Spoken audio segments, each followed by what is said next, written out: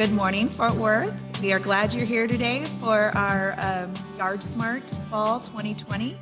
It will get started in just a few moments. We're glad to have you here.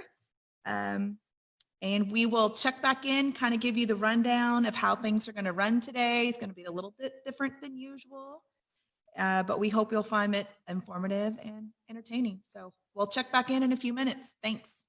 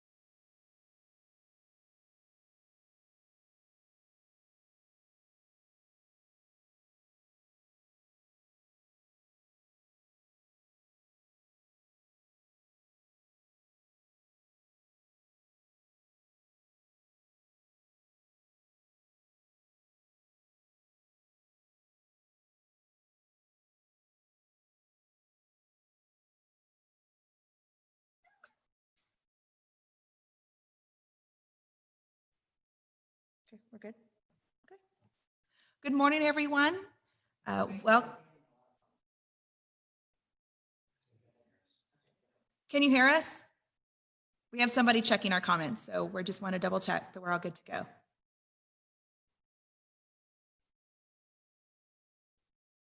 Good? Okay. We appreciate everybody's patience. This is the first time we are attempting exclusively YardSmart online. So yeah, so we appreciate your patience kind of working through these technical things for us. All right, I got the thumbs up that we are all good to go. All right, so again, welcome to our fall 2020 YardSmart. We appreciate you being here, hopefully from the comfort of your own home. We are here at the Botanical Gardens with nobody else inside except staff, and we are all socially distanced. So YardSmart looks a little bit different this year. So our presentations are going to be about 30 minutes long, followed by a 10-minute Q&A directly after. So when you have your questions, if you'll just type those in the comments, and then we will feed that to our presenter, and then they will answer that. And then if for some reason we have to take that offline, we'll try our best to follow up with you and get you those answers. So here's how our schedule is going to work today. So we are on Facebook Live. We also have somebody zooming in, and then we're also going to try to go out to the vegetable gardens as well. So I think it'll be fun and an interactive day if you decide to stay with us all day. We are also connecting our Facebook, our Fort Worth Water account with our Fort Worth Awa account. So on this at various times, you will see the first half will be our YardSmart in English, and the second half will be our YardSmart in Spanish. And I'll kind of review the schedule for you as well. So we're going to start off shortly with pots and small spots. Then after that, we will have fall landscaping. And then our last one of our English session will be vegetable gardening. And then we'll switch over to YardSmart in Espanol. And we'll start with vegetable gardening. And then we'll have a presentation about pollinators. And then we'll follow that up and end with landscape design. So again, 30-minute presentations, 10-minute Q&A, type your questions in the comments. We will feed that to the presenter. And if we run out of time, we'll try to do our best to follow up. So with that, I do want to plug a couple of the things before I do get started. One, this is our twice a year kind of large gardening event. So, and keep an eye out for information. You might have already seen it for our spring YardSmart. We are fingers crossed, hoping it can be done in person. It's going to be new and improved conference. So fingers crossed we can get that going, but check that out. That was in your bill insert, and you'll see a little bit of information on that on the slides that we have as commercials today as well. Also, if you aren't familiar already, we have water saving seminars. So we do 1 hour classes or 1 to 2 hour classes once a month between March and November. And we call those our water saving seminars. And so our next one coming up is October 22nd. That one is titled Family Friendly Gardening. And then our last one of the year will be the Urban Orchard Fruits, Nuts, and Berries, November 12th. Also all from the comfort of your own home. Just go to Save Fort Worth Water and you will find that information, how to sign up there. All right, with that, I want to get started with our first presenter. It's going to be Pots and Small Spots, Container Gardening by Daniel Cunningham. Daniel Cunningham almost needs no introduction.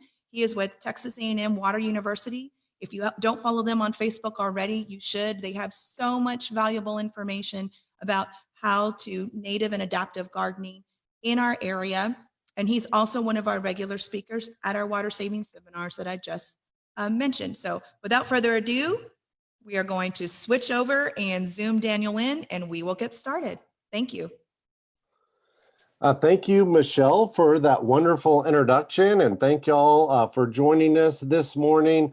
Well, let's dig into a subject I think that is relevant to all of us gardeners, especially those with limited space and limited place to grow plants. Now, I am with AgriLife's Water University program, and so everything we do is really targeted on how we can manage water, whether that's at home, inside, outside in our yard, or perhaps in growing some of your own food. And that's a growing issue, pun intended, in more ways than one, because we get our local water from reservoirs and lakes, and that's limited. And you know, as we grow in north central Texas with one of the most rapidly growing populations, not only in the state, but in the country, we need to figure out how to do more with less water, especially as we run into periods during the year where we see not as much rainfall as maybe we'd like. So those extended drought periods.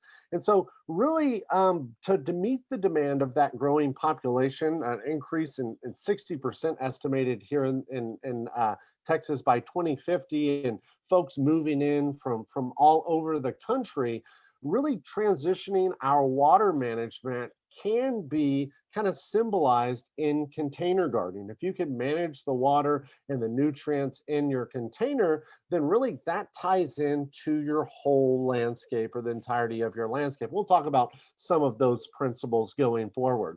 Now, most of the time, people want to grow in containers just from an aesthetic perspective. They want pots or containers that are going to look great and put plant material inside those that are going to look great as well. A lot of folks like growing in containers for food production. And so growing edible plants, whether it's in pots or in raised beds, we'll talk about some of the benefits of those moving forward. Now, one of the benefits of growing in containers is location, and really finding the right location for the right plants is always key in landscape design. But the benefit of pots is most of our containers can be easily moved if maybe the sunlight in an area changed, or you could move your pot out when we are getting some rainfall like we've seen recently. And so there are benefits, if we see cooler weather here as we transition into fall and winter, you can move the pot inside to your garage to kind of add a little bit of protection. The location is also key in terms of lighting. We want to make sure that generally the plants, if we're putting multiple species in a pot or container, that those have the same light requirements. The other benefit of growing in pots is accessibility. Typically, you have better access to plants in containers if you have them closer by, maybe a back door or a front porch. And they are going to require more water. Generally, plants grown in containers, there's limited media or soil inside that container. And so they have to be more frequently irrigated than perhaps plants inside the ground whose roots can kind of spread out and tap into the moisture in the soil. That plant selection is key. Again, making sure that plants that you're grouping together in containers have similar sunlight requirements, similar water requirements, and then pH is something also that we'll touch on as we go forward. But something just to think about as we dig in. Now, certainly there are challenges to gardening in Texas, and some of those we've already addressed. Sunlight is one of those. Certainly, weeds can compete with our plants for not only sunlight, but also water and nutrients. But typically, one of the benefits of growing in containers is we have less weed pressure. There's simply less room for the weeds to grow. And, typically in your container media, you don't have a seed bank of weeds that are already in there like you might have, in the adjacent areas in your ground. Pest insects can also be an issue. Typically, if we are giving plants adequate moisture, we're planting plants that are adapted to our heat and our rainfall patterns, we're giving them enough moisture. If those plants are healthy, they may be able to kind of fight off some of those pests. But if they aren't in a healthy environment, if you start to see your plant struggling in a pot, then perhaps you may have some pest issues. And again, water is one of the key things because we are growing in kind of a limited soil, media condition. The soil is in your pots is going to dry out faster than the soil in the adjacent ground. So really kind of tailoring the moisture to the specific pot is going to be key. Now, we'll tell you a lot of times people tend to overwater their containers. In fact, most of the time we find that people tend to overlove their plants in containers, and we see too much moisture rather than not enough moisture becoming an issue. But especially on hot days, hot stretches where we're not seeing significant rainfall, you're probably going to have to pay a little bit more attention to the watering of your containers. I wanted to talk a little bit about plant selection and how that is related to our macro environment. And that's really kind of north central Texas, the Fort Worth area as a whole. We want to make sure that as much as possible, the plants in our containers are adapted to our hardiness zone. And if you're not familiar with our hardiness zone, basically it is just a map that breaks down our 30-year average of low temperature. So here in north central Texas, we get down to about 10 to 15 degrees in the winter. That's the coldest temperature we see. And we may not see that every winter, and some winters may actually be a little bit colder than that, but that's our average. So if we're selecting perennial plants, which I think to at least select a few perennial plants for your containers, you may want to accent with annuals. But those perennials, if you take care of them, will come back year after year. So that's less work that you have to do with those small pots and containers. Now, soil type and pH is also a challenge in growing plants in north central Texas. And a lot of us have heavy clays, which are poor draining. They also tend to crack when they dry out. When we see drought, then they're typically more alkaline in our area. Now, there are a few folks that have acidic soil, but generally that alkaline soil can restrict micronutrients like iron from being taken up. It can also limit what plants will grow in terms of their health. So you may have tried to grow, azaleas or hostas or hydrangeas and some of these other plants that like more acidic soil. And if you put them in the ground, you're constantly having to amend the soil to help to lower that pH and buffer that pH. And it really becomes a lot of management that many gardeners don't want to deal with. Maybe you're trying to grow different, edible foods like blueberries and raspberries that like more acidic soil. Well, it is easier to buffer that pH in a container. So maybe a large pot where you could plant your blueberry shrub in there. You could amend that with some type of azalea mix or more acidic soil, and then it's going to set those plants up for success. And then if you do need to change that soil out or amend that soil to acidify it, it's a lot easier than acidifying a whole landscape bed. So kind of keep that in mind.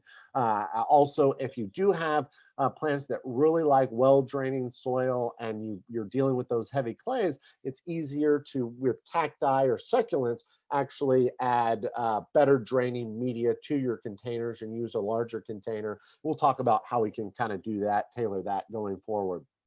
We already mentioned how that kind of ties into water, both well draining or poor draining soils that you have, or also just the water demands. Generally, the larger pot is going to need to be watered less frequently than a smaller pot. So smaller pots, maybe you want to focus on plants that don't really need a lot of water, perhaps some smaller succulents or plants that are just extremely drought tolerant. And if you do have plants that require more water, try to put those in a larger pot that's going to do a better job of holding that moisture in there. Now, the microenvironment is also important. So where you're actually putting your pot, on the side of the house, or perhaps maybe, if it's near an irrigation or faucet or something that comes into play. Different buildings nearby. Typically, buildings and fences are going to cast more dense shade because it's hard for sunlight to shine through a building, where a little bit of sunlight might shine through a tree or some other type of plant material, a shrub. Pavement also plays a role there. So a lot of folks put pots on in areas to kind of add a little bit of color and plant life and texture around pools and patios. But those areas can also create a little bit of a heat island effect, especially in the summer month, and that can be a challenge. More heat tends to contribute to more evaporation. That means we'll have to water those containers more frequently. Also, it's a great asset to really brighten up those areas with pavement. So pavement rather. So I would encourage you to do so, but just kind of keep that in mind. That actually can work to your benefit, however, as we transition to cooler temperatures. Now, a little bit of that heat sink next to a brick or a home or a pavement can actually help to provide a little bit of warmth when we get those cooler evenings. Generally, plants in containers are going to be exposed more to temperature extremes because they don't have the insulation of the soil around them. So if we have really hot air temperatures, that can take its toll on the containers. If we have really cool air temperatures, that can take its toll on the containers as well. And so, again, we've talked a little bit about irrigation, but making sure that you have an irrigation system in mind before you plant your plants in those containers or pot is going to set you up for success. So if that's just simply hand watering with a water hose or a watering can, Perhaps you want to utilize rainwater, or maybe you even want to hook up a little automated system from your faucet using micro drip irrigation. That's something that is beneficial. We'll touch on that today, but we also have some other resources where you can learn about that on our website, which is wateruniversity.tamu.edu. You can sign up for our courses. We love partnering with our friends at Fort Worth Water. There's a searchable plant database, so you can find plants for your container based on height and bloom time, and if the plants are evergreen. We also have a landscape it tool for landscape design. If you want to kind of work to incorporate your pots and containers in a broader landscape and beautify it. And then we also have publications or DIY guides to help, whether you're into edible plants or growing flowers or really anything in between. Now, generally, when we talk about putting the right plant in the right place, one of the first rule of thumbs is when you're selecting plants, so you can use our database and some of the other resources and plant list out there, but you want to look at the plant tag if you're out at a nursery looking to see how plants are kind of fit together and grow together, and make sure again that they have similar sunlight requirements, similar watering requirements. Generally, we also will look at plant spacing or the size of the plants, and that can be a little bit of a challenge when you're growing in a container. You may say, this plant that I really want to put in a container gets 2 feet wide, this other plant gets 2 feet wide, this plant gets 6 inches wide. So how do you fit all those in a 2 foot wide pot? Well, you can fudge the numbers a little bit. Generally, the plants, if you crowd them too close together, they're going to over compete for soil or nutrients in the soil, but also water and sunlight. So we don't want to overcrowd them, but we can plant them a little bit closer together. Some of the plants we may have to prune back or keep truncated, but because they have a truncated root system, they're probably not going to grow as big in a container. And then also they have, even though they occupy kind of a smaller root zone, they have a little bit more room to grow as they spill over the containers. If we think about plants in kind of a 3D setting. So you do want to spend some time getting to know the plants before we grow them, become a better educated consumer. That is going to help you pick the right plant for the right container. Certainly, we don't want to leave plants in containers too long where the root system starts to grow, it's circling and girdling, and that can cause problems with the long-term health of the plant. It can also break your containers. So periodically, you may actually have to go and cut the root zone back. You may have to repot to larger plants. A lot of times in my home landscape, I use pots or containers as kind of a nursery. So I have a lot of agaves in containers now because that really is a nice nursery for them. I've got potting media in there that is well draining.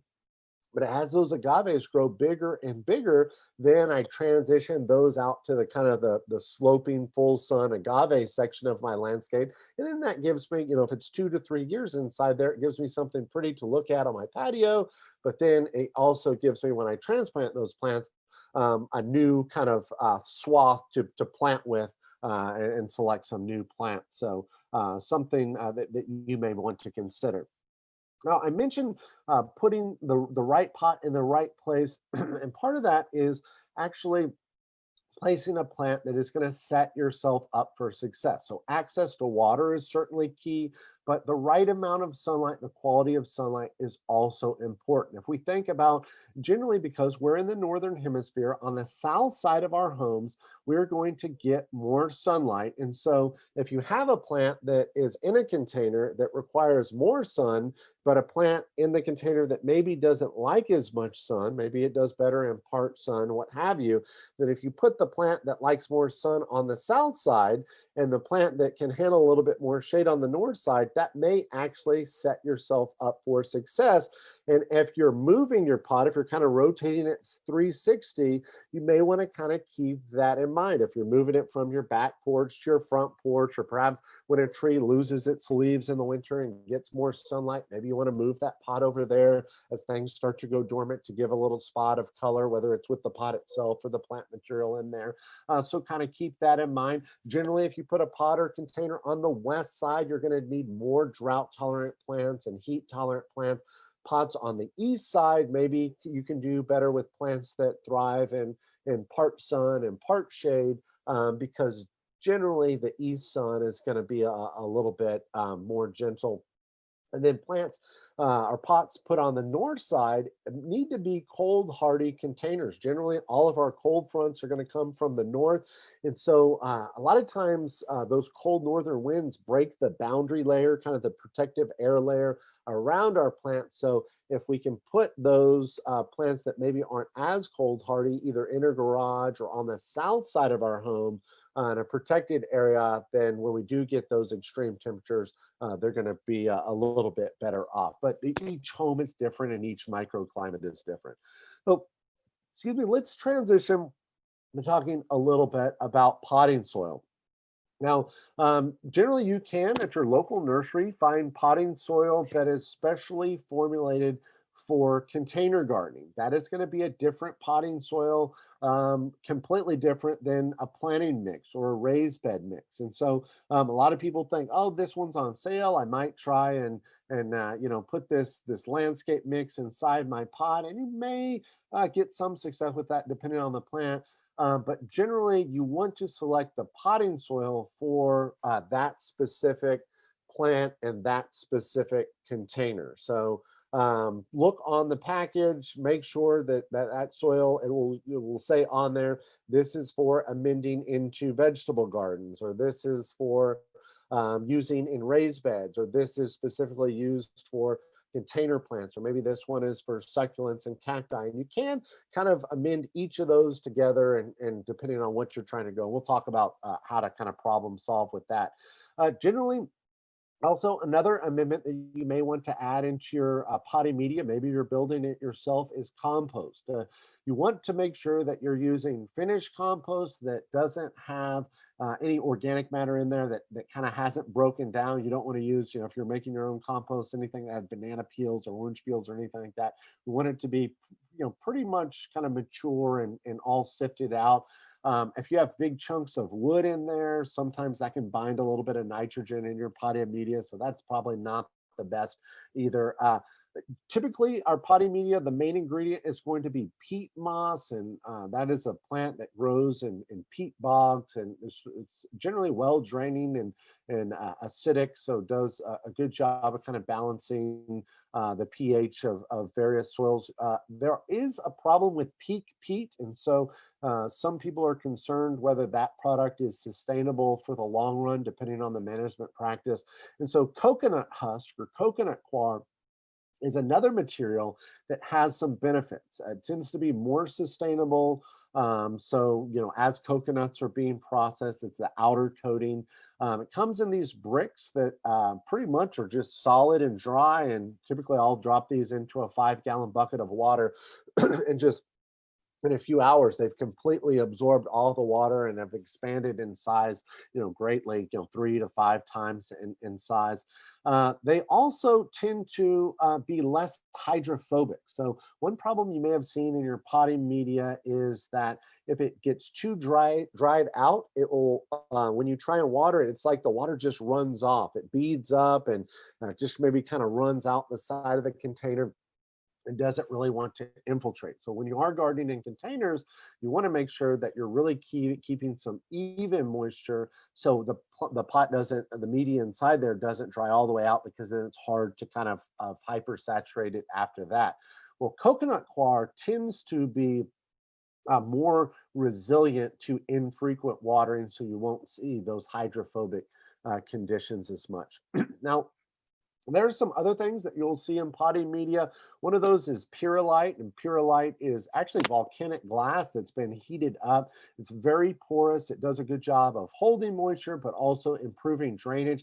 A lot of people look at potting media and think, oh, there's little styrofoam balls in there. But no, that's actually pyrrolite. A lot of times you'll add more pyrrolite if you want to improve drainage in the soil. Now, plants that tend to like a little bit more water, sometimes it's interior plants or other plants, you'll see another product called vermiculite. Well, vermiculite does add help with drainage. It also tends to hold moisture longer. So generally that is added to plants that do like a little bit more water. Now, there are specific potting mixes that have come kind of pre-mixed, and certainly you can buy those. If you're doing cacti and succulents, you may want to go ahead and start off with a cacti and succulent mix that is developed to have better drainage in there, or you may want to add more perlite or gravel to that, decomposed granite, to kind of help improve drainage. Now, a lot of times when we're growing in containers, and certainly this is what I learned initially, was that you need to put a layer of landscape fabric or filter fabric or maybe coffee filters or newspaper in the bottom, because we want to make sure that we have holes in there, but we don't want all that soil kind of going out before the plant develops a nice root system. A lot of times too, we were taught to add gravel at the bottom of the container to improve drainage, and then that layer of filter fabric kind of on there. And this is when I was in college, this is kind of how I learned. And before that, I had learned, from my mother and my grandmother to grow like this. Sometimes people will use busted containers to kind of improve drainage, or terracotta at the bottom. We have learned that that may not be the best setup, however. What we found is, because the potting media on the top part, if we're buying any kind of potting soil or making our own, that typically has very small pores, or it has a lot more surface area, and that's where the water moves, is on those small pores kind of as it drains through. If we put large gravel at the bottom, that has less surface area and really large air pockets and pores. And so those two layers are very different. Very small pores, very large pores. It really creates this layer where it's hard for water, through adhesion and cohesion of water sticking to the molecules and water sticking to itself, it's hard for it to move down and actually get good drainage. And so what you tend to have is a hypersaturated layer between those two very different soil layers. So most of the time, we actually do not recommend putting a kind of a very different base layer in the bottom of the pot. Now, if you wanted to do sand at the bottom, or maybe do sand at the very bottom, your potting soil at the top, and kind of homogenize that, mix that together, then that creates a better gradient for that water to kind of move through the pot. But very different gradients tend to build up moisture at that top layer. Not only does it reduce the amount of root zone that your plants have to grow, but also that your roots may actually slough off, because it's just not getting good drainage. So kind of interesting philosophy there, and it does make sense, but it's kind of goes against what most of us learned growing up. Now, I mentioned that the most common problem is overwatering with containers. And so if you are building your own potting mix, you may want to use 3-part commercial potting soil, whether those are coconut coir or peat based, and then go ahead and add some coarse sand to that, not play sand, but sand that is kind of softer, not rounded. You can also use poultry grit, which you can find at most feed stores or kind of farm stores. If you can't find those, crushed granite also works, and you want to homogenize that or mix it throughout to improve drainage. You also may want to incorporate more perlite. Again, perlite is that white kind of styrofoam looking stuff that is very porous. So I kind of consider that if you are planting plants, whether those are really drought tolerant Texas natives or cactus or succulents, maybe you want to make your own potting soil that improves drainage. Now, when we're planting plants inside there, we want to make sure that we're not planting them too deep. Now, with tomatoes and some plants, they are actually recommended that we plant those a little bit deep. That kind of gives us a head start on the root system. We definitely don't want to plant plants that need good drainage too deep, and we may have some moisture problems. We don't want to plant plants too shallow in our pots either. Any roots that are exposed to air tend to slough off and die. So really, at the right spot we want to plant it in our container is the spot that it is at in its container when you bring it home. So as you unpot the plant, look for the root flare where it kind of starts to taper off, and try and put that part of the plant either even with the soil in your pot or slightly above it. So when that soil does kind of settle down, it'll be at the perfect layer there. Now, from time to time, you may see growing in containers because it doesn't have the benefit of tapping into the nutrients kind of in the soil around us. You're limited to the soil actually in the container. You may see some different nutrient deficiencies, and there are some resources online that will help you kind of diagnose if there's yellowing in the leaves, whether it's in the new growth or the old growth, what that yellowing looks like, if it's in the veins or perhaps it's from the outside of the plant in, what those nutrient deficiencies are. Generally, though, we like to prevent nutrient deficiencies before they happen because at the point where we're seeing this, those plants are already stressed out. So addition of compost when you're making your potting media, that is going to help. It really depends on the plant for how much, and then periodically top dressing with compost, or maybe even making compost tea and watering your containers is just something to think about. You may also want to incorporate slow release fertilizers. Generally, if you're using a slow release fertilizer, there's a lot of different products out there that are targeted towards different species. And so it's hard to say exactly, how much you're applying to one pot. It depends on how big the pot is and how many plants you have in there. But look at those slow release fertilizers that are specially tailored for growing in containers. And you may have to apply those 2 or 3 times for the season to kind of hedge your bets and make sure that both those macronutrients, nutrients that plants use in large amounts, and micronutrients are available. Now, you also may want to think about using liquid fertilizers. Those are going to be taken up generally more rapidly by the plant. So if you do see a nutrient deficiency, that may kind of solve your issue quicker. We want to make sure if we are applying liquid fertilizers, we don't over apply those. A lot of times people think, oh, the container or the bag says apply this much, I'm going to apply a little bit more or glug extra. And if it's too much nitrogen, a lot of times plants grow too fast and they're spindly. They may look dark green, but that tissue is typically more susceptible. It's weaker, more susceptible to pest and disease. Also, all those liquid fertilizers are going to be fairly high in salts. And so that may create that salt crust layer on the outside of your containers, and that can be detrimental to our plants in the long run if that salt builds up. If you want to leach those salts, the best thing is to kind of leach, add more water. You want to do that infrequently, but kind of water it deeply for a few days in a row and leach those salts out of the bottom of the pot if you see that. If there are not enough nutrients, you will see the yellowing leaves, but again, we want to make sure that we are having, whether that's through compost or the addition of slow release fertilizers, even distribution of fertilizer and nutrients so we don't see that. If we do see slower growth, the liquid fertilizers you may want to apply every 2 to 4 weeks. One thing that I do is I'll cut the rate in half of the liquid fertilizer and then add that in multiple applications. So then I know that I'm not over applying it, which really can cause a detriment.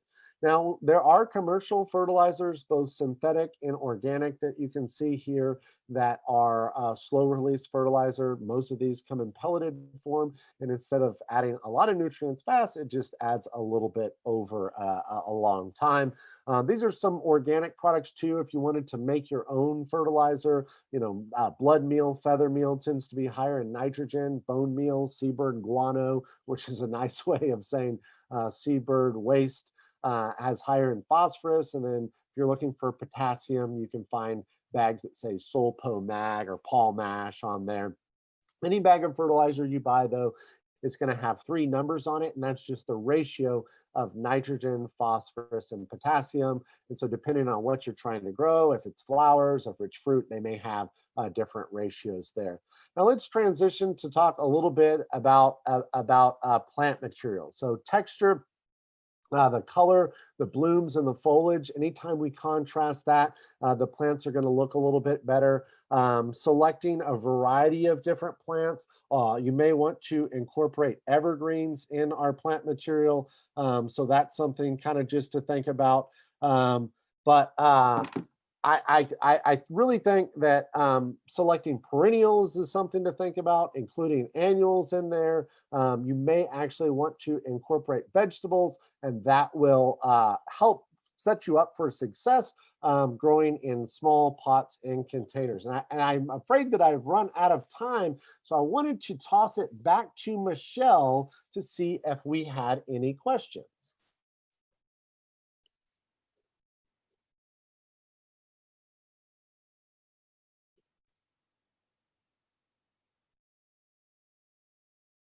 Michelle, do we have any questions?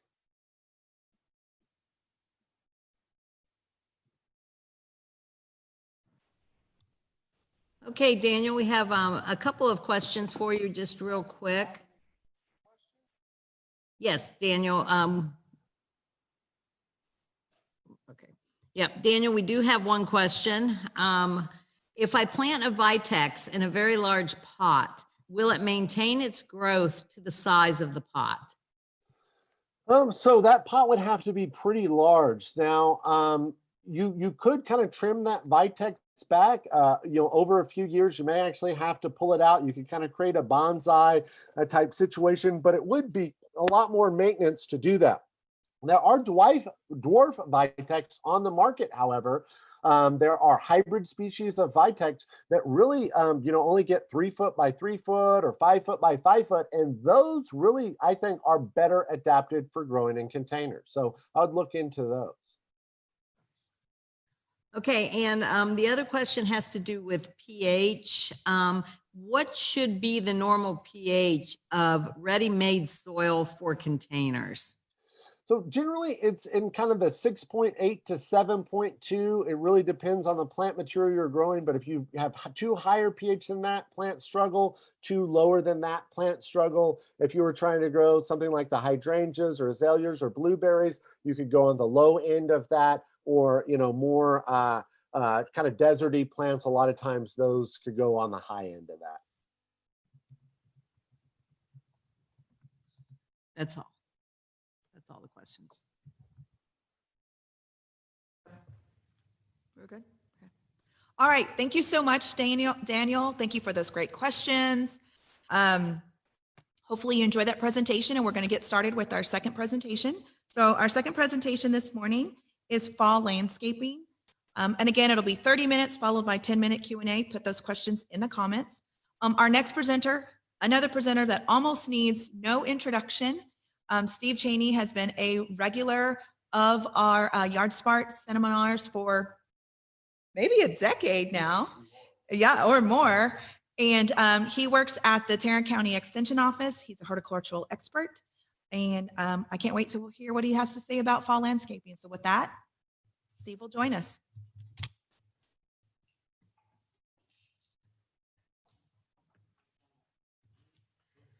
Well, good morning, and thank you for letting me come and talk to you today. My topic today is fall landscaping.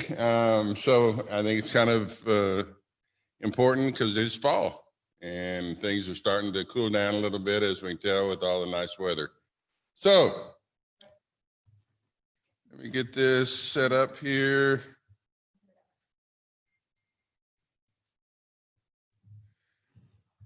Timing is really important in fall, as you know, it's a beautiful time to start doing some landscaping as the leaves start turning colors and it gets a little cooler. It makes us want to get out and do some things outside. Aldo Leopold said to teach the student to see the land, to understand what he sees and enjoy what he understands. I think that's really important, is so that now it's cooler, get out there and then look at it, try to see what it's doing, try to understand it. And then enjoy what it can give you. Forest floor is what we need to think about as we get out and start looking at our fall landscaping and our plans, is that nobody's out there doing anything in that forest floor. Nobody's adding anything, nobody's watering, nobody's doing anything, and it takes care of itself. So we need to replicate what Mother Nature is doing. And I think that's really important. The soil is the engine of the garden, should be treated as a resource. We've got to improve that soil. We've got to respect it. We've got to make it so it can take care of everything that we're going to do during this fall landscaping. Compost once, mulch forever. So when you make a new bed or you get something set up, compost it and then mulch it. You know, and mulching is so important because we have to put it down. We put 3 inches down, but then we have to keep it up. We have to keep it 3 inches, not just to let it go away. Can't tell you how many people I've gone out and talked to, and they said, "Hey, I put that 3 inches down, and then it just disappeared in a year."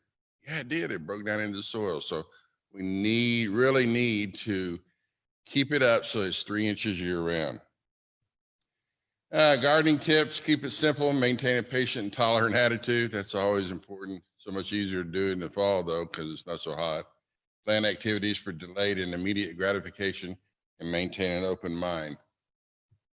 Baby steps: you got to plant the seeds, you got to nurture them, you got to get ready for what we're doing in the fall and get ready to plant those new plants. You got to make some good compost. You got to make some raised beds so that, you know, we don't have to bend down so much to get to them. But, you know, we want to water and encourage everything to grow. And then it's good to have a big smile on your face too. So have some fun when you're doing that fall landscaping. Now, that was all the little parts. Now we're going to get into the fun part. Have fun, be unconventional. When you're going to set up your landscape, you're going to do something new, do something completely out of the ballpark. Don't follow what everybody else is doing. Use your own imagination. Maybe it's some rock pathways. Maybe it's a fountain.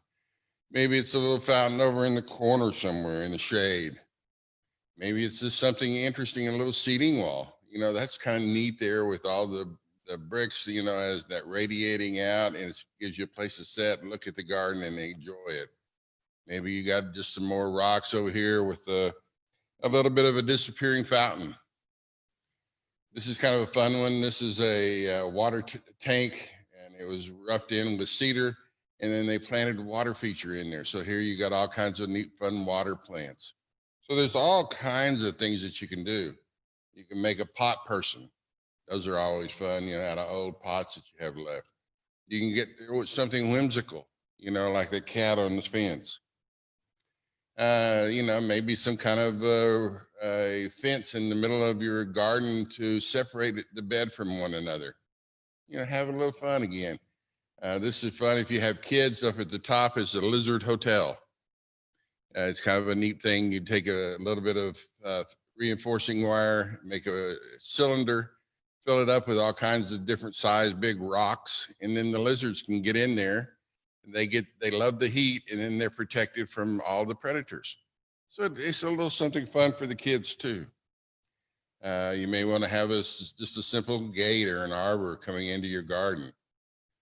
You may want to have something, you know, with an evergreen background, you know, where you can have something all year long, so you don't just look at bare fences or bare walls. You know, you may have a lot of ornamental grasses. We need to use more ornamental grasses in our fall landscaping because, you know, the neat thing about them, yeah, eventually they do turn brown, but they move. There's all that movement there when the wind comes along. And then you got all the other neat, fun colors of plants as well to augment it.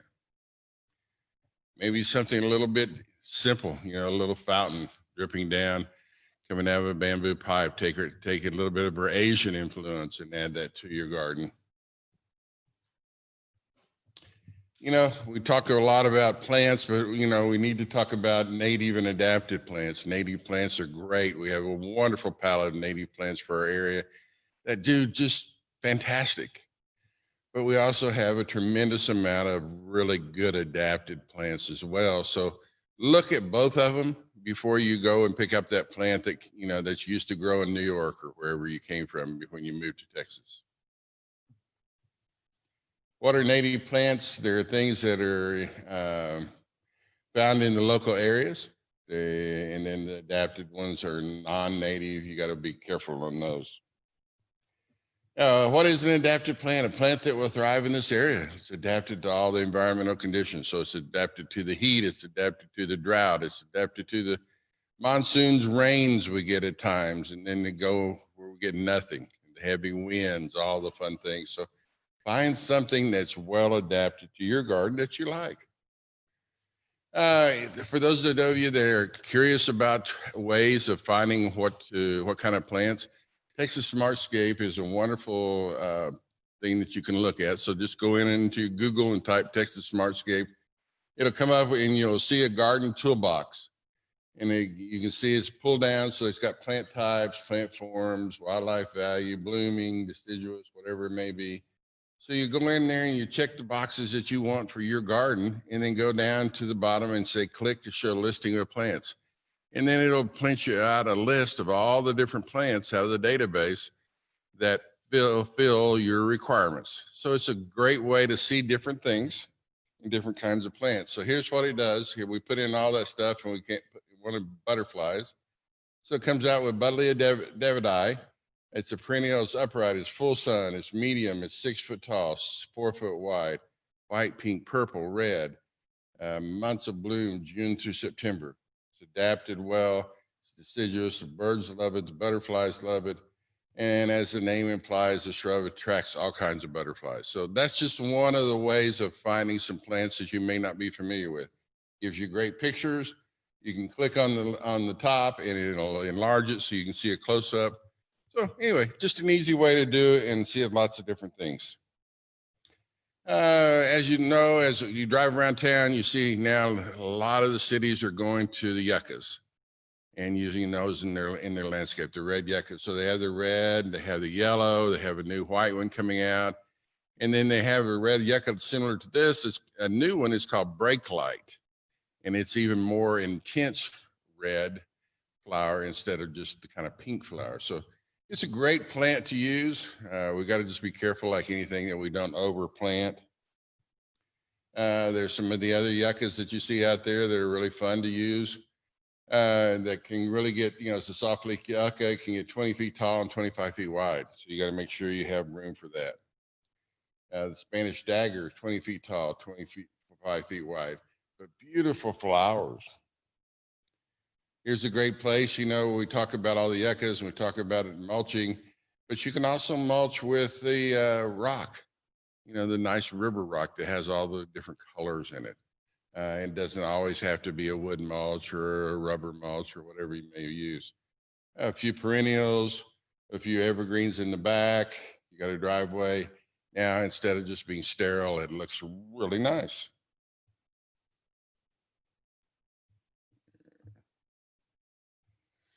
All right, some more fun ones.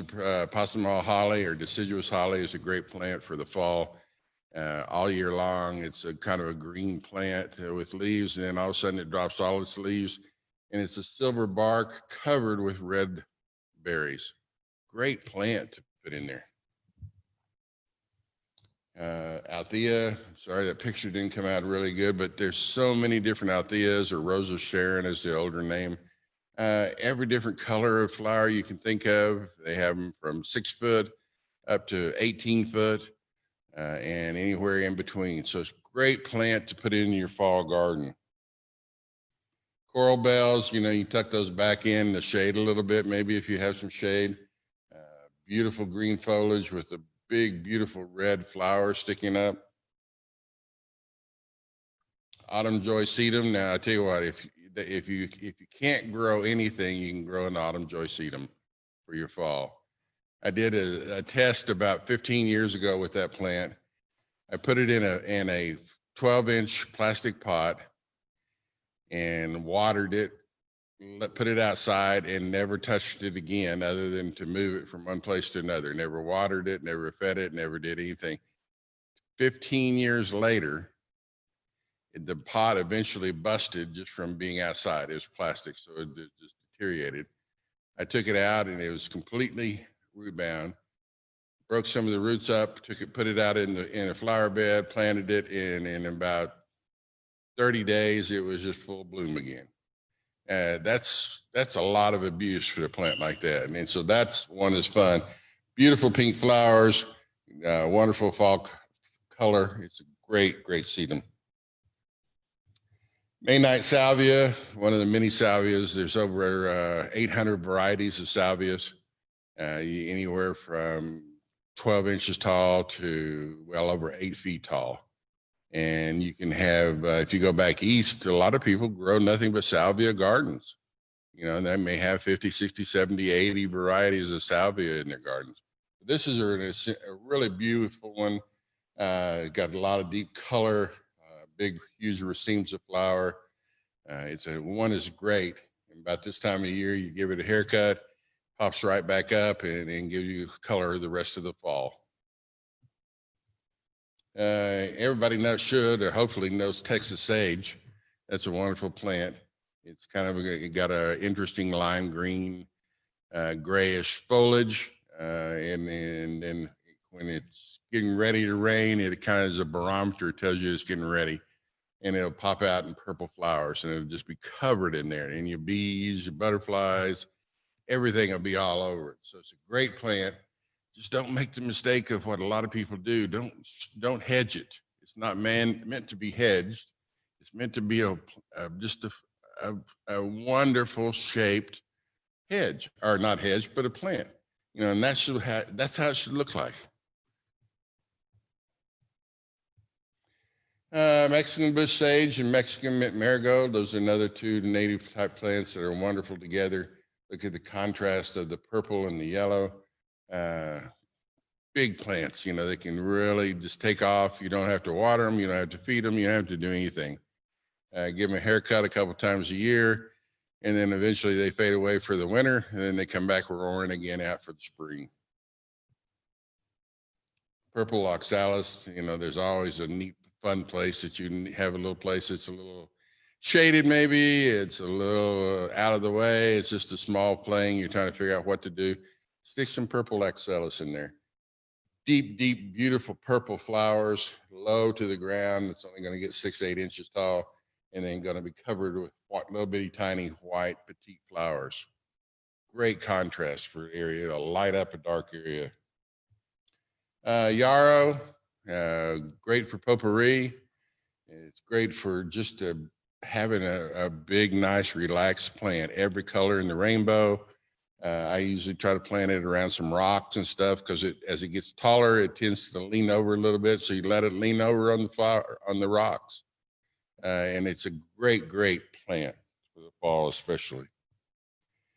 What better than, you know, for the fall than fall aster? Look at that color. That picture doesn't do it any justice. I mean, it'll just light up the area wherever it's at. But fall asters are just a beautiful beautiful fall flower. Lots of color, lots of richness to it. And everybody should know that one, hopefully. Purple beautyberry.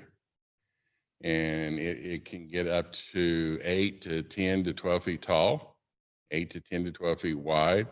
Likes a little bit of shade, but it will take quite a bit of full sun. It gets too much full sun, the leaves get a little tattered looking. But lots and lots of beautiful purple berries. Then the people in the plant industry got a little carried away, you know, a few years ago. And so they came out with the white beautyberry. And so sometimes you plant the two together. That's a real interesting combination of having that white and the purple. All right, we got right here at the Botanic Garden where we are today. You have the water conservation garden with all kinds of wonderful combinations of colors and sizes and evergreens and non-evergreens and perennials and annuals and a little bit of everything. So, you know, come on out here at some point when you get time and look at the garden and see. That's something that gets very, very little additional water. They try not to supplement it at all. It's a great, beautiful garden. And in the fall, it just is even better than the spring. There's another picture of it from a different angle. All right, so now we thought about, you know, there's a lot of different things that you can plant, a lot of different colors, a lot of different things about soil. But I thought I'd take you through a few examples. So this is a private residence here in Fort Worth, and they had the normal things. They had some nice color, they had some nice plantings, and they had a lot of grass. You know, grass is great. It helps to reduce the heat around the house, and but you got to mow it. You know, you got to fertilize it, you got to water it, you got to do all the different things that go along with it. So how about if we just cut a little bit of that grass out? Now, the water department's putting this on today, so I'm sure they would like you to use a little bit less water if possible. So here's a way that we might be able to do it. So they took all of that grass, and they took out the, pardon my French, you know what, strip out by the curb, and planted all kinds of fun things. So now it's getting a little bit more exciting. And then they decided that why mow all that grass? So then they took the grass out and got all kinds of fun perennials and annuals up in the front to give it just a load of color. Hard to imagine that's the same house. That's in the fall. So there's yuccas, there's roses, there are perennials, there are evergreen, a little bit of everything, and no grass. They left a little grass in the backyard for the dog and for the kids to play on, but hey, that's not much water at all to take care of that yard. There's a kind of a close-up of it. I think it looks better. I mean, it's not everybody's preference. It's a small yard, but there's a lot more interest there than just having plain old grass. Here's the side yards. They try to fix it up a little bit and take some of that grass out and add a little bit of excitement to it.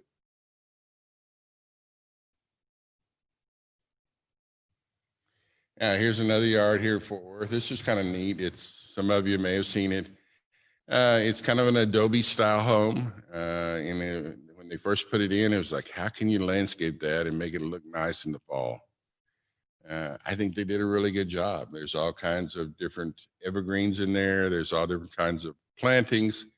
And so it looks like it's been there forever. But that's what you want in a landscape. You want it in a year or two to look like that's been a lifetime garden. There's a close-up, or kind of a little bit farther back. They pulled back. They were lucky to have some big trees. So it's something fun, a lot of rock. And that's the thing that we have to think about. Fall gardens are the perfect times to add the rock and do all the hardscape, because it's a lot cooler and a lot more fun to do work outside and that kind of heavy stuff. All right, there's a close-up of it even. It's a big agave. It's gorgeous. It's going down the sides with different agaves, different silencio, all kinds of different perennials. There's some cactus even there to add to it. Here's a fun little house. It's got a little bit of everything, got all kinds of native grasses, got some agaves, got again some more evergreens, and it emphasizes what's there at the house. You can see close-ups of it. Spanish daggers, a little bit of everything. They got some ground cover there. They got some pots that add a lot of fun. They got all different kinds of colors. Still have a little bit of grass there on the left. And that's important, because you don't want to get rid of all your grass. People need to be able to have a place to walk, need to walk the dog, need to have the kids out doing things and stuff like that. Here's one of my favorite plants. It's Turk's cap. It just gets bigger and bigger every year, and you don't have to do anything to it at all. And it puts out the little red Turk's cap. As you can see there, they also have a yellow one. They also have a white one now. So that's something to kind of think about too in the fall. Maybe a little bit of water feature tucked away. That's not a standard fountain. That's something that's covered with water plants. Got a little bit of rock, got all kinds of plantings around it, got some crepe myrtles, looks like some leatherleaf mahonia. So, hey, have some fun. You let your imagination be the limit. You got a big old tree, have a little fun, put a face on it. Yeah, you see that face? It adds a little bit to that big knothole right above it and right below it. The knothole makes the perfect mouth for it. A little secluded area is always fun when you're doing some landscaping and you're setting things up for the fall, because you want to get out and away and you want to have something that just sits down and you can just relax in. So, here's a little place with a little ball, a little fountain, and a place just to kind of get away. And that's only if you have a room in your yard, always have something that's kind of hidden away because it makes you want to go and see it. There's another viewpoint of it. There's another one similar to that, with just some old bricks put in. You know, they don't have to be perfectly even. They don't have to be perfectly matched. And the randomness of it makes it fun. You know, here's a, you know, standard backyard with a pool, you know, with the big 8-foot privacy fences around it. So they took some of the grass out and left some grass in, but then they got all kinds of fun plants in there to mask that so that you don't see it all winter. Close up of, got some bird feeders in there, got a little bit of everything going. You know, we often talk about people, you know, when they come in, they ask about how do we do fall landscaping? How do we do spring landscaping? We don't even know where to start. You know, it's not that tough a nut to crack, really. I found this in San Antonio one time, and they had this acorn made, and that's taller than I am. So I thought it was a fun addition to it. You got to have the right tools in order to do landscaping, in order to do anything outside. And there's lots and lots of tools out there. The main one is that we got a lot of great gardeners, so talk to them. Come to the Botanic Garden, come to any of your big public gardens and look to see what people have already done, look kind of what success they've done. Look in your neighborhood. You know, if you go up and down your street and everybody has the same thing, then you may want to do something different. But if nobody has it, you may want to reconsider putting it in because it may or may not work. Anyway, those are just a few brief things in that short 30 minutes. The main thing is get out and enjoy your yard, get out and enjoy the weather, meet your neighbors, find out what they're doing, share a little knowledge with them, giving a little knowledge back, save a little water, and again, have fun, guys. So hope that gave you some ideas and some thoughts. And if anybody has any questions, we'll be glad to try to answer a few. Great. Steve, the first one says, you mentioned mulch. Mm-hmm. How do you feel about using things other than hardwood? Is shredded cardboard okay? And no matter what mulch you use, do you keep it at 3 inches all year, or is it different for different mediums? There's all different kinds of mulch, as the question was, you know, hardwood versus shredded cardboard versus shredded things. The plants don't care. All we're trying to do is to keep the temperature of the soil down, hold the moisture in, and to have something that'll break down into the soil to enrich it and give it a slow release for fertilizer. So I think anything you use is good. Ideally, we tell people to keep it at 3 inches, you know, all year round. And so basically what you're doing is when you go out there to do a little weeding, you know, have a third of the way through the year, take you a bag of mulch and just top dress as you go. You know, it just straightens things up and cleans it up a little bit. And it'll keep you from having to use near as much water, and it'll keep you from having to fertilize as often. Okay, great. Thank you. Because I noticed you also mentioned that you could use the rock as Sure. a mulch. And I had not ever heard that before. So that was helpful to me. Rock is a fun mulch. Again, it doesn't break down. But, you know, when we start using a lot of our native plants that you look out in nature, and they're growing along riverbanks and stuff where there's some rocks. So why not use it?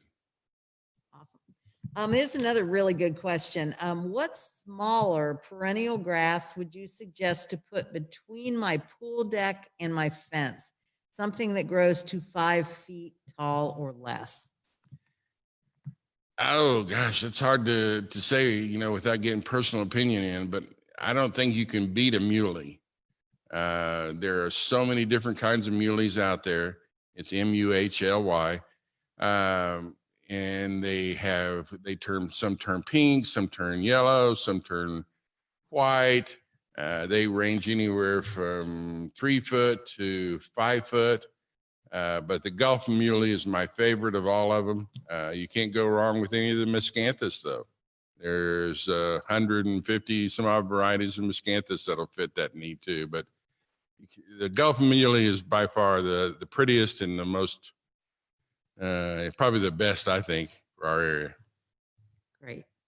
Another question is, so that was kind of along the question, but what are some other good ornamental grasses to plant in the fall? And then kind of a companion question to that, how late in the fall can we get this fall landscape in? Oh, what other grasses are there? I mean, again, there are literally hundreds of different out there. There's Indian grass, there's Ravina grass. I mean, the list just goes on and on for ornamental grasses. And they can be planted anytime. There's no, other than doing it in the middle of a snowstorm or a rainstorm. It doesn't really matter when you plant them. The fall is the best time because everything's cooling down. I'm sorry, what was it? The rest of the question? That was my question. Okay. Yeah, so you're good to go into October and early Sure. November to Oh plant. yeah. And that's the nice thing about it, because like I said, we do a lot of our hardscape, get that situated so that we can get the plants in there and then they can rest for the winter and be ready to pop out in the spring. Awesome. So really, when we talk about a fall landscape, you're considering really your year-round plant. The only thing you're not planting are your spring like flowers. Right. You're really planting your landscape. But are there some items that will bring you to trade out your color in the fall? I Sure. guess. Oh yeah, there's lots of fall annuals that we can plant. Our impatiens. We can plant pansies. We can plant all kinds of different fall annuals. But the main thing is that in the fall we're going to get our trees in. We're going to get our shrubs in. All of our woody type plants. Again, our hardscape, get the soil amended, get it mulched, all of those things, we get it there. And then in the spring, it's kind of like when you get dressed up to go out, that's when you put your bling on when you go in. So the spring, that's the fun part. All you're doing is adding the bling to it in the spring because you did all the hard work in the fall. That makes perfect sense. Someone, after you mentioned muhly grass, someone wanted to know what's its water needs. Once it's established, which usually takes about 30 days, it'll exist on whatever you get from nature. And that's the neat thing. 95% of our ornamental grasses will exist on native rainfall in our area. And another question about Turk's cap. I know I heard Daniel the other night, he did Made for the Shade, and he said that that's a good shade plant. Will it spread like a ground cover, or is it going to stay where you plant it? Turk's cap is a wonderful shade plant. It will take 3/4 full sun. It'll actually take full sun all day, but then it starts to get really ragged looking. So if you can give it a little break in the hot afternoon, you're better off. It does spread out a little bit. You take that 1 gallon plant and you plant it in an area over a year or 2 or 3, it'll eventually go out 2 or 3 times that size. But it's easy to dig up if it's a problem, because you see the tops coming up as it goes back down for the fall. If it spreads too far, you just pop that piece of it up. So it's not easy to contain. It's not invasive, but yes, it will spread. And what if you want a perennial grass or a ground cover that will spread and spread fairly quickly over maybe 1 or 2 seasons? What would you recommend to plant this fall that's a quick spreader? There's lots of good ground covers. It's going to depend if you're in the sun or if you're in the shade. If you're in the shade, English ivies. They have a lot of new varieties of English ivy that are dwarf. So the leaves are a lot smaller, and a lot of them are variegated. So I really like that. Asian jasmine is a great one. It'll take sun, it'll take full shade, and it spreads really quick. Then there's all kinds of the liriope and the mondo grasses and everything else in between. And then you get into a lot of your native ground covers, such as frog fruit and native rabinas and things like that. So it's kind of depends on your color and size and texture. Awesome. And one last question on that topic, and then there's a few questions still coming in. If you have a lot of shade, ferns are good. Are ferns okay to plant in the fall too? Sure. Ferns are ideal to plant them in the fall because they need the time to get their root system established. Because and that's how they survive with very little water, is by having a deep root system. So ideally, ferns are great plants in the fall. Get them in, get them situated, get them watered, get them mulched, get them situated for the winter, and then let them rest. And again, like I said, they'll come back and they'll be ready to take whatever you get in the spring. Awesome. Okay, we are running out of questions here. Can you Okay. think of anything else? We've got a couple of minutes left, about 2 more minutes. Is there anything you kind of want to summarize? The main thing that I would suggest to people, though, which I didn't mention in here because I was afraid I'd run out of time, is soil samples. You'll never go wrong spending the money on a soil sample, whether you're moving into a new yard, or you're starting over, or you're converting from grass into a yard. Take a soil sample. It's simple, it's easy, it's inexpensive. And then that way, you know what kind of nutrients are in the soil, you know what kind of pH is in the soil. So, what better way of knowing before you call me at the office and say, what kind of fertilizer should I put down? And I said, well, I don't know, because I don't know what you got in your yard. And That they- way, you know exactly. And they can get that soil testing through Texas A&M AgriLife You Extension? can call us, or you can go, it's real easy, and I'll give you a real quick website to go to. It's just simply soil testing, all one word, .tamu for Texas A&M University, .edu. Yep, Clint put that up a little Yeah. while ago, so. So you that's go to perfect. that and hit publications, then go to urban soils. It's a 2-page form printed out, and it tells you everything you need to know and how much and where to mail it and everything. And then in about 2 weeks, you'll get your analysis back. Awesome. There we go. I'll put that up again because it's kind of gone a long way. All right. I think that's about all the questions that we have. Thank you so much, Steve. We have thoroughly enjoyed you as always. Well, you're very welcome. And like I said, have fun. That's what it's all about. Thank you.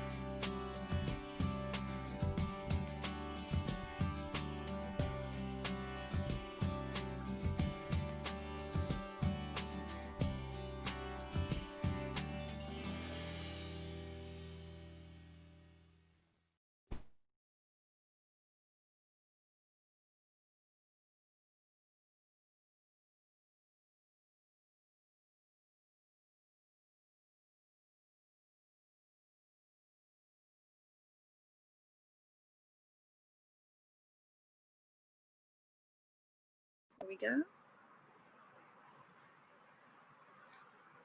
All right, are we live? All right, well, good morning, everybody. We are now out at the backyard vegetable garden here at the Botanic Gardens, and we're now going to begin our presentation with Dr. Dottie Woodson.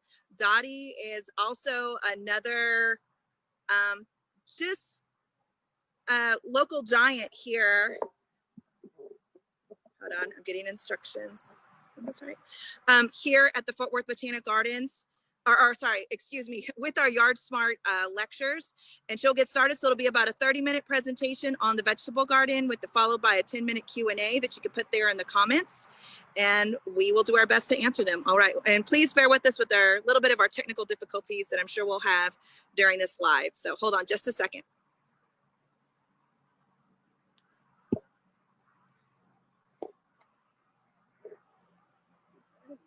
Good morning. This is a beautiful day out here in the Fort Worth Botanic Garden. And so we're at the backyard vegetable garden. This is open for anyone to come and visit anytime they want. I think that's real important for you to understand. You can either park at the garden center and show your membership card or pay your entrance fee, and then they can bring you with the people mover over here, or you can park in the back parking lot off of Highway 30 Service Road. There's a weekend parking there, but the weekend parking is, of course, open all the time. A little bit closer to that parking lot, and you can show your membership card or pay your entrance fee there at the Conservation Greenhouse Head House. So anyway, let's go through the garden gate and see what's growing in the garden, because one of the things that you have to do is plan your garden. And in planning your garden, the first thing you have to decide is where your vegetable garden is going to go. You probably want to add a lot of herbs to that too. And the place that you want this to go is a place like this that can get a lot of sun throughout the day. So when we enter this garden, I want you to keep that in mind. Where could I place my vegetable garden that I can get sun almost all day? You can see the garden is also supplemented by beautiful flower beds, beautiful herb beds, and you might want to make the vegetable garden an integral part of your landscape like they've done here. So the next thing, after you determine where you want to go, south side of the house, you get sun all day, good winter sun, because vegetable gardening is not just a summer thing here. We have fall vegetables we plant, we have vegetables we plant in the fall. They'll grow all winter. You can harvest them all winter. We have spring vegetables we put out. So one of the things is all the possibilities that you can put in your vegetable garden. So first thing is make a list of everything that you're interested in growing. And then Texas A&M, Tarrant County Extension Office has a wonderful list of dates to plant. And so, wow, here it's fall, the days are getting shorter, the nights are getting cooler. And that's going to happen more and more and more. And so we have what we call our winter vegetables. These can be started from seed indoors and transplanted out into your garden, or you can buy transplants at a local garden center. Wonderful, wonderful opportunity to get it going fast. So once you determine your location, let's go out here and get a big view. Can we get a big view of the vegetable garden? Of course, now you might not want a vegetable garden this far. But remember, the Fort Worth Botanic Garden is all about education. And in order to educate people, the best way is by demonstration. And so by demonstration, they have, I think, about 24, 25 gardens within the big garden. And so this is an opportunity for you to come and see what all the opportunities you can do in your landscape and your vegetable garden. And so one of the things that's really good about an educational garden is this. Look at this right here. Look at this right here. They make these signs for you to see what they are growing. And if they're growing it, you can too. So once you select the location, the next thing you have to think about is your list of vegetables you want to plant, and then when those vegetables grow best. And so this list that you can get from the Tarrant County Extension Office by phone or by mail, or they can email the list to you, the dates that are best to plant everything. The phone number down there is 817-884-1944. 817-884-1944. So please call and let them email that to you or get that to you by mail. And so when we decide that, we have to clear all the vegetation. And so that's the first thing they did. Now, weeds are going to come no matter how well you clear the vegetation. You're going to still have the pressure of weeds coming up. And unfortunately, as you can see over there, some of our grasses are our biggest weed problem, particularly Bermuda grass. And so you have to be prepared, to practice a good weed control practice in your yard. But you can see we have eggplants, a variety of eggplant. This is called Black Beauty eggplant. These will turn a real dark color. Oh, here's one already starting to turn color. It looks like they've had a little bunny eating on that. And then eggplants are ripening this time of year. You can see over here, we have squash growing. You can see over on the fence line, we have tomatoes growing. We have melons growing, lots of melons, watermelons, cantaloupes are coming big time. And then this bed here is full of all different kinds of peppers.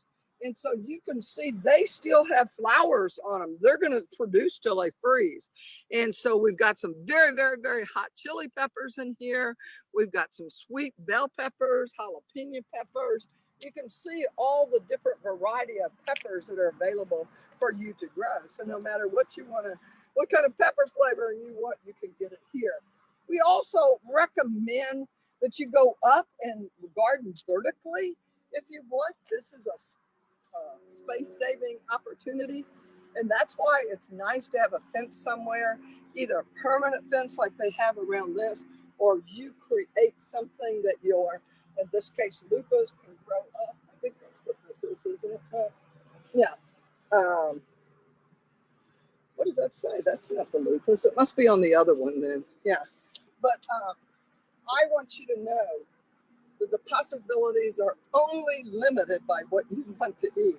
And that's the main thing about a vegetable garden, is you do want to plant what you will eat.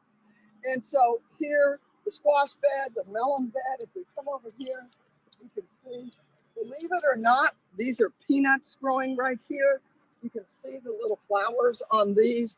And then if we go way down here, you can see where they're going to pull up these peanuts. But let's talk about the location and then getting rid of the vegetation that's there and soil preparation.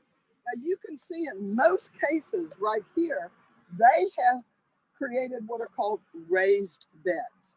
And they've come up, above the soil line, and then they have prepared the soil in here.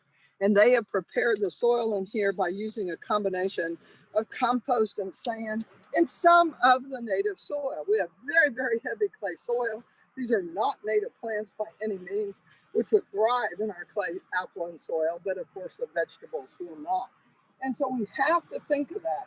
A lot of these raised beds are a little bit taller, some of them are a little bit lower. It depends on the crop you're going to put in them and your convenience. And so if I want this even a little bit higher, I could sit on the edge of it and I could do the weeding by sitting there instead of bending over. So please think of that also. And so these are melons. These are the little sugar baby melons right here. And they don't get much bigger than my hand here.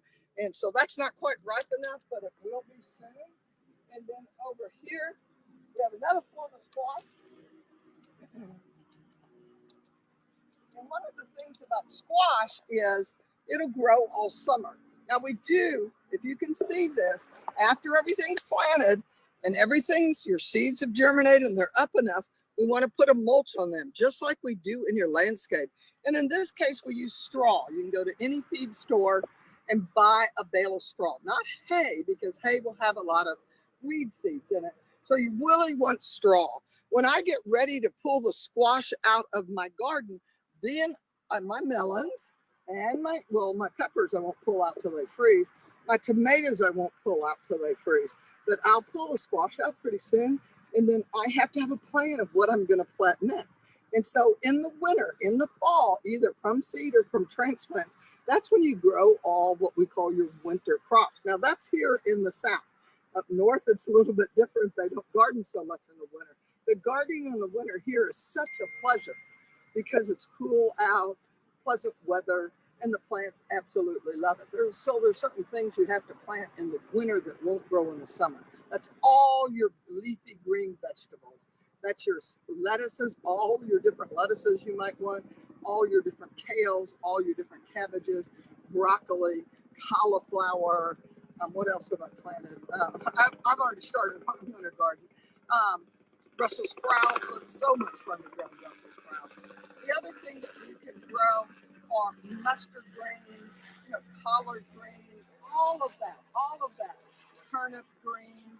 And you can plant those now from transplanted from seed, and then they're going to grow all winter. And when you're growing your lettuce and your spinach, you don't harvest it by pulling up the whole plant. What you do is you harvest it a leaf at a time. So I can send my grandkids out to the vegetable garden and say, pick enough that we can have a nice salad tonight. And they can go pick up some red lettuce leaves and some kale, some mustard green. This is during the winter, not right now. And we can have a real nice fresh salad right out of our garden after we, washed everything. So it's very important that we locate this where it's convenient to us, where we can get water to it, because that's the next step. Is we have to keep this irrigated even in the wintertime because you're actively growing this. And so in the summertime, irrigation is a big pressure on our landscape, but not so much in the winter. So we might not be irrigating our whole landscape, but we need to irrigate our vegetable garden. So you can see what they've done here is they have literally put in a water pipe here. And then on that water pipe, what they've done is they have hooked drip irrigation tubing to it. Now this may or may not be what you want to do, but it is so convenient to be able to turn on the strip irrigation. It applies the water very slowly under very low pressure. So it's a delight to be able to do that. Very difficult to stand here and hand water. Now your other choice, of course, is a soaker hose or a hose and sprinkler of some sort. We want it just on the vegetables, not on the whole landscape, because we don't need to be watering the landscape in the winter. Now, on the list that you can get from the Master Gardeners at the Tarrant County Extension Office, it's going to have your summer, fall, spring, and winter crops that you can grow. I think it's very important that you understand that, because one of the things that you have to understand is our winter is a little bit different here than other places. We don't have a real hard winter where everything doesn't grow. We have a winter here that all the crops that want cool weather grow. And so you have to plan for this. The other thing you have to realize, a lot of the big box store garden centers, they'll have seeds and they'll have transplant. That's great to start those. But the other thing that you have to realize, some of our crops aren't planted now in the fall. They're planted in January and February. And so when Christmas is over and they remove all the Christmas decorations from the big box stores, you can go back there and get some of the winter crops like onion sets. You can get asparagus. You can get seed potatoes. You don't want to try growing the potatoes from the grocery store because they are treated with a growth regulator, so they won't sprout in your refrigerator. But seed potatoes. And these are going to grow and be planted late January, early February, and then you're going to be taking those out in May. And then when you take those out, when you harvest all your potatoes and all your onions, that's when you put in your summer crops, like your squash. That's what I always do, green beans and squash. That's what I started with as a kid, growing green beans. There are some perennials, vegetables here in our area, and asparagus is one of them. So you get asparagus crowns and you put them in a place that you want to permanently have them year after year after year. And the patch of where you put your asparagus gets bigger and bigger every year. Strawberries is the other one. These are ever-bearing strawberries right here. And you can see they're living up to their name. You see the strawberry right there? You see the strawberry?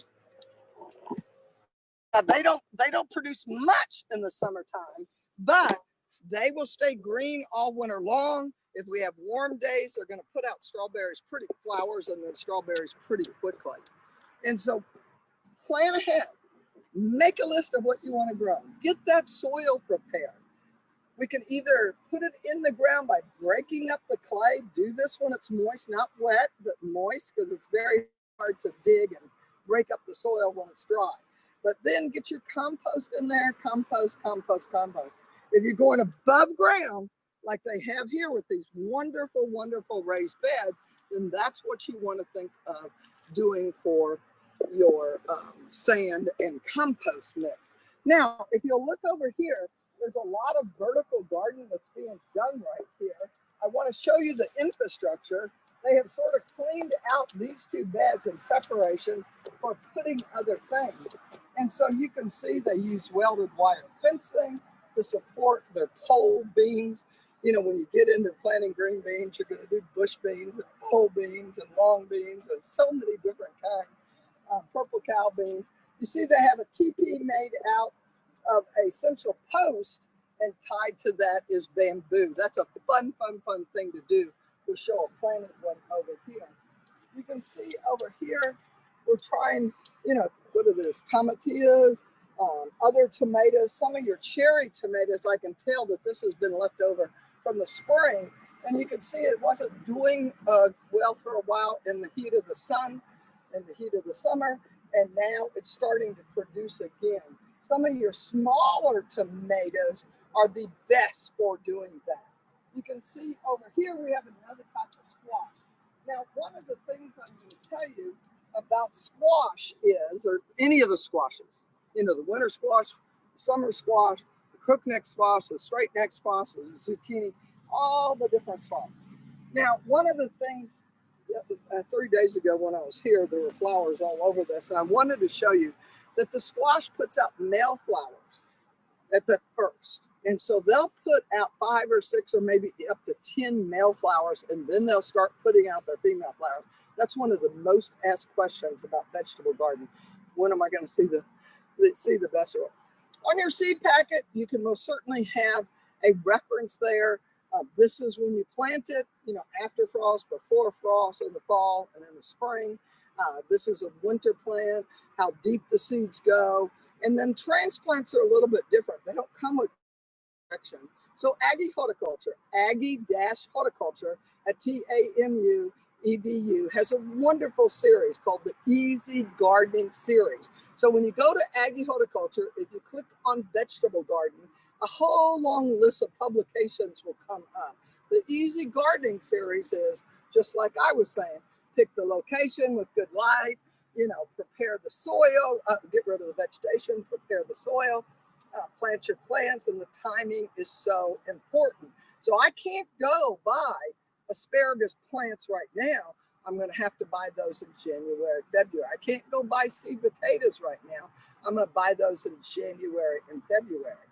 But I can buy the fall crops that carry through the winter: spinach, lettuce, all the different kales, all the different mustard greens, all the different green vegetables.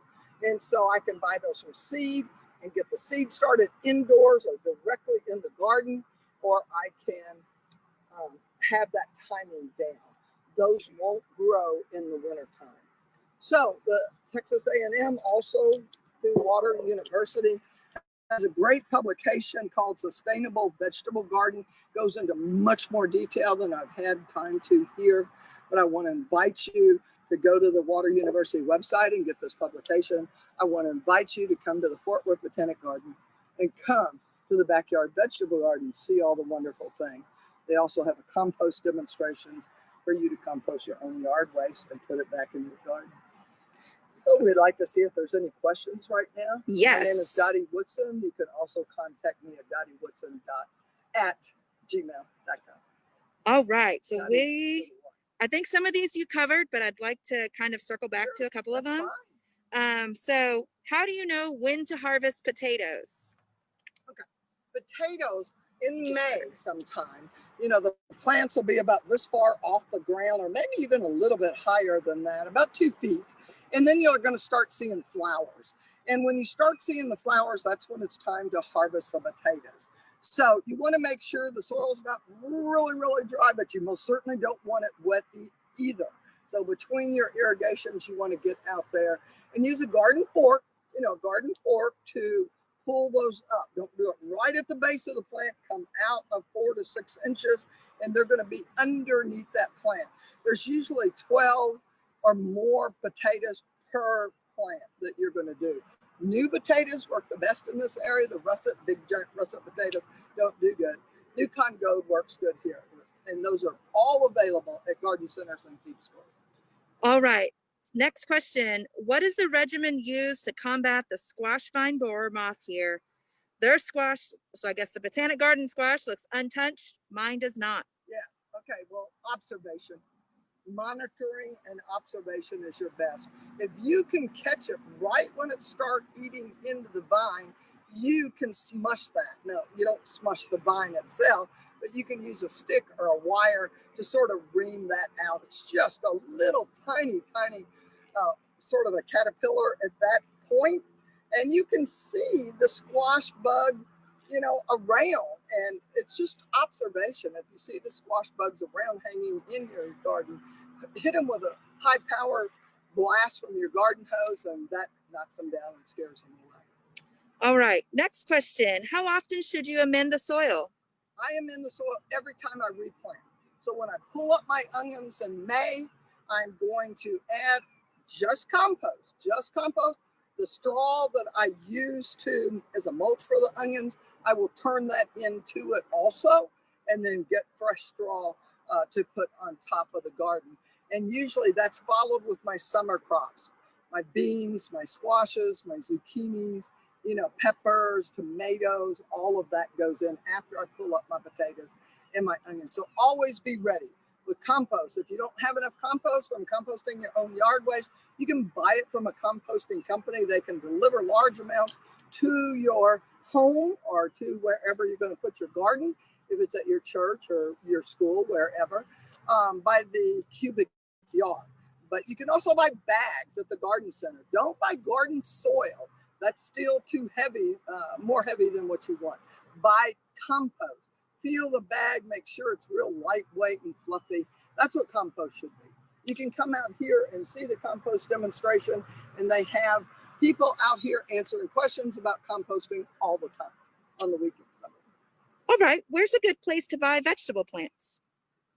Any garden center. Any garden center is going to have both vegetable transplant and herb transplant. Don't forget to plant your herbs, because there's a lot of herbs that only grow in the winter, and cilantro is one of those. My guinea pig loves cilantro. We can't grow it in the summer, so we end up buying it where it's been grown in South America and shipped here. And that's okay. But during the winter, there's a lot of herbs that stay green. Right now, we've got 2 different kinds of parsley, 3 different kinds of sages. All are different kinds of, we got garlic chives and onion chives. We got lots, and a lot of those, oregano, they stay green all winter long, so you can still pick on them. But cilantro needs to be planted now. And so think in terms of what grows in the winter and what grows in the summer. Cilantro won't grow in the summer here because of our heat. So you have to plan. Get a piece of paper and plan your garden. Once I take those onions out, what am I going to put in that same space? All right. How should we protect plants from the hot summer sun? Usually you don't, because that's what they like. They like full sun, about 10 hours a day. That's why this piece of land was picked for the backyard vegetable garden. They have trees on the north side. We don't get real good light from the north side. Our best light is from the south in the winter, because the sun goes 15 degrees south in the winter. And then we have the morning sun coming up here and then setting over here. So this garden, you know, gets sun almost all day. So rarely are you going to grow a vegetable that needs protection from the sun. Now, when you get your transplants, you know, you're going to have to acclimate them. They've been grown in a greenhouse, and you're going to have to acclimate them to the wind and the sun pressure that you have out there. And so slowly get those in more light until you can transplant them into your garden. Sometimes I will even use half of a pot. I cut the flower pot in half and put it on the wind side, you know, so the wind won't do. Also, when you cage your tomatoes, this is again in the early spring, mid-March, late March. When you put your tomatoes out, put your cage out with them. And then when you do that, think in terms, you can wrap what is called row cover around there, and that helps with the wind protection also. Okay, can you just cover some methods for combating insects? The main insect control, of course, is observation. When you select the size of your garden, you have to think in terms, am I going to spend 10 minutes a day out here, or am I going to spend 30 minutes a day out here? And so this is something, a daily scouting and monitoring. So I can look over here and I can look over here, and I can tell if I have insects or not. The faster you see those insects, then the better off you're going to be. And so observation and weed control is the same way. Most of us will use a trigger nozzle on the end of our garden hose. Nothing better than not just watering your soil with either drip or by a trigger nozzle, but using the blaster, the jet, circuit to jet, and water the foliage. Insects like to hide underneath the foliage. Let's see if we can find some over here on the melon. They like to hide underneath here. And so a lot of times what you want to do, see, here's a chew mark. We've got a chewing insect, but it's a sucking insect that we have to walk for. You can also look for egg casing and larvae that are out here and see. They like to hide under the leaves. They're not necessarily hiding from you, but from their other predators. The main predators on insects in your vegetable garden are itty bitty tiny wasps. You might not ever see those wasps, but they're there trying to carry your insects out to their nest to feed their larvae. All right, and we'll do our last question, which is, can you tell us some uses for lemongrass? Lemongrass, I know a lot of people grow lemongrass as a not to eat. It's very hard to digest, but as a flavoring. You know how sometimes when you're making stew or soup, you put a bay leaf in there, but you don't leave the bay leaf in there. And lemongrass is that same way. I see people use it too when they cook their fish. You know, maybe they put the lemongrass in the inside of the fish, on top of the fish. Chicken is often done with lemongrass that same way. But you don't want to eat it. You want to take it out like you would a bay leaf. All right, well, thank you so much, Dottie.